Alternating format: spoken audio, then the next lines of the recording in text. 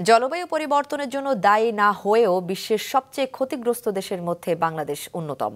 তবে ঝুঁকি মোকাবেলায় দায়ী দেশগুলোর কাছ থেকে প্রত্যাশিত ক্ষতিপূরণ পাওয়া যাচ্ছে না। জলবায়ু ন্যায্যতা সমাবেশে এ অভিযোগ করেন বক্তারা।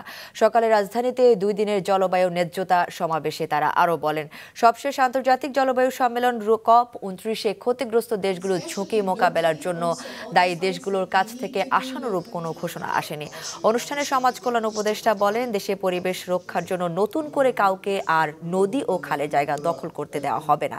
মৎস্য ও প্রাণী সম্পদ উপদেষ্টা বলেন, জলবায়ু পরিবর্তনের কারণে শুধু পরিবেশ নয়, খাদ্য উৎপাদন সহ পুরো জীবন ব্যবস্থায় নেতিবাচক প্রভাব পড়ছে।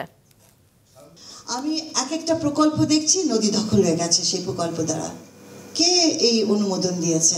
আইন তো বলে সে করতে পারে না। এই সরকার পরিবেশের জন্য যা করার যেটুকু সময় আছে করবে। বিশ্বের ধনী দেশগুলো জলবায়ু পরিবর্তনে কত ভূমিকা রাখছে, আমরা একেবারে সামান্য ভূমিকা রেখে আমরা কি পরিমাণ এর ক্ষতিগ্রস্ত হচ্ছে। আবার আমরা টাকা পয়সা চাইতে গেলেও সেটা আমরা পাচ্ছি না।